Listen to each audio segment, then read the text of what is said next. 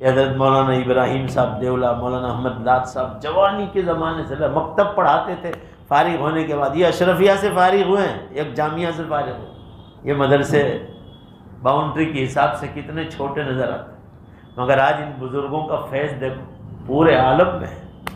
ابھی رائے کے اجتماع میں 20-25 لاکھ آدمی ہوں گے، وہاں ان لوگوں نے خطاب کیا۔ یہ آپ کے گجرات کے علماء، دیہات میں رہنے والے، جھونپڑیوں میں رہتے تھے، جھونپڑیوں۔ اب جا کے پوچھو کہ مولانا ابراہیم صاحب دیولا، مولانا احمد لات صاحب کے مکانات کیسے ان کے گاؤں، مگر اللہ تعالیٰ نے کیچڑ میں سے پھول پیدا کیے اور ایسی خوشبو دے رہے، بولو نے زور سے، بے شک سارے عالم کو پہنچا۔